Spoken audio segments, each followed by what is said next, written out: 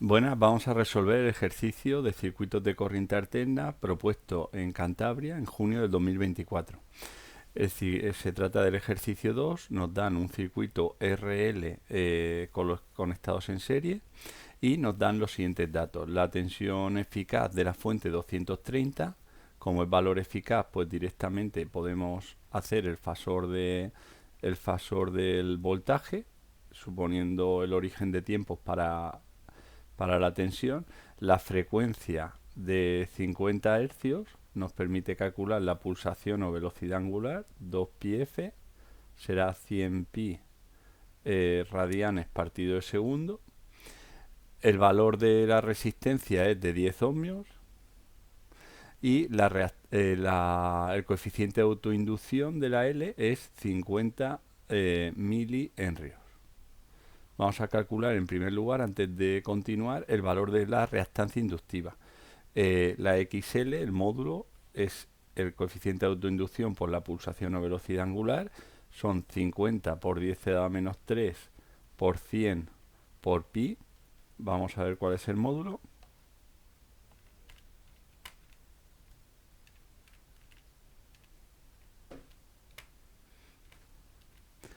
15,71 ohmios. Si lo ponemos en forma de número complejo, en forma de fasor, XL será o bien 15,71 con un ángulo de 90 grados, o bien más J 15,71. Y estos son ohmios. Y ya podemos hacer cuentas. Nos piden en primer lugar la reactancia inductiva. Ya la tenemos. Lo expresamos en forma de fasor. Este sería el primer apartado. Segundo apartado, la corriente que circula por el circuito. Para poder calcular esta intensidad, puesto que conocemos la tensión, necesitamos calcular la impedancia equivalente. Esta Z equivalente, como los dos elementos están puestos en serie, la Z equivalente será igual a la R más la JXL. Utilizamos la forma rectangular porque las sumas y las restas se deben de hacer en esa forma rectangular o binómica. Pues tendremos la R10 más J 15,71.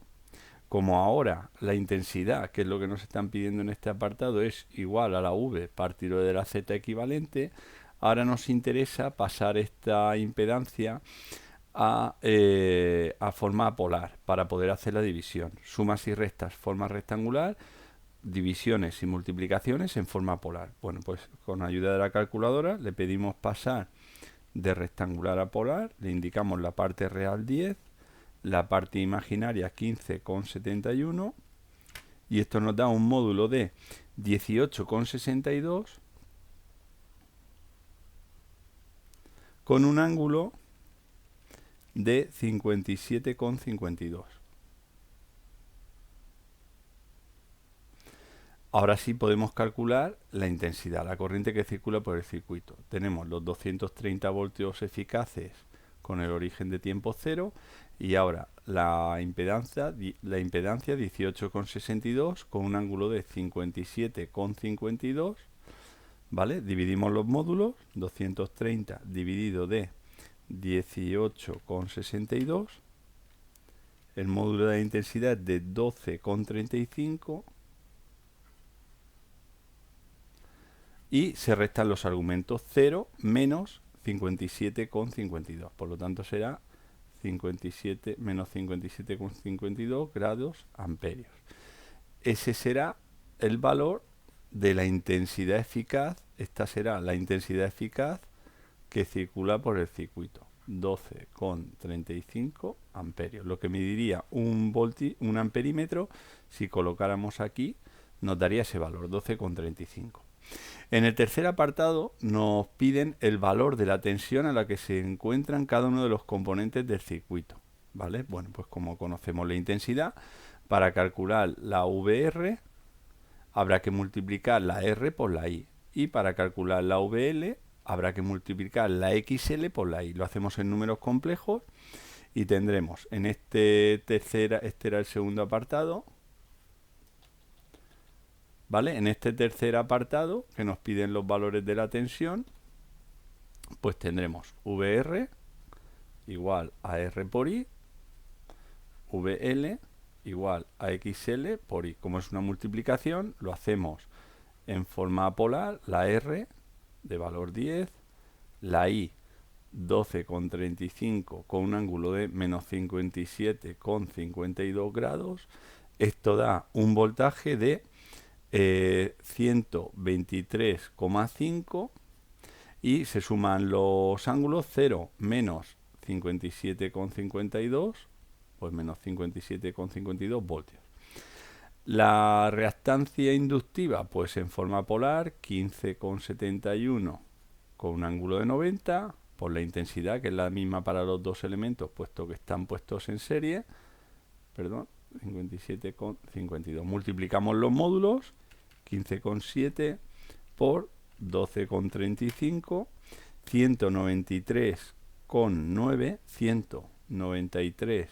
193,9, con un ángulo de 90 más menos 57, 90 menos 57,52, 32,48.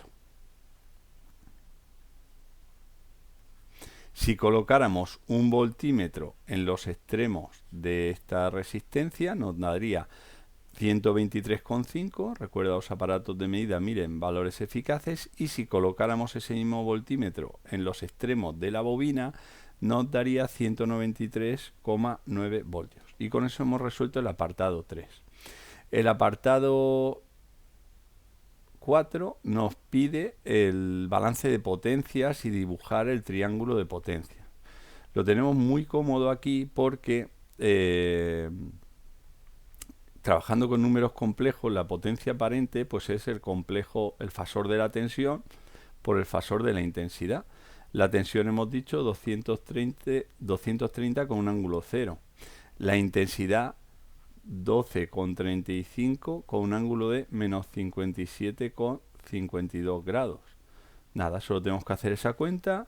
230, los módulos se multiplican por 12,35, 2840,5 y el ángulo 0 más menos 57 por menos 57,52 grados voltioamperios.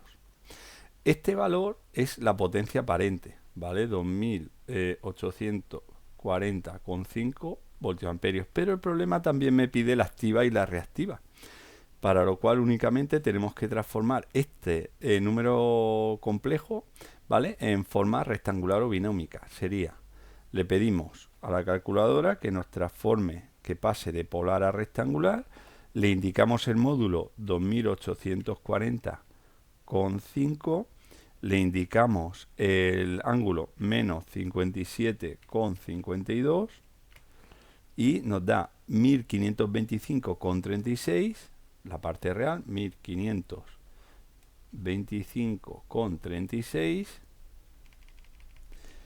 y menos J 2396,19, 2396,19.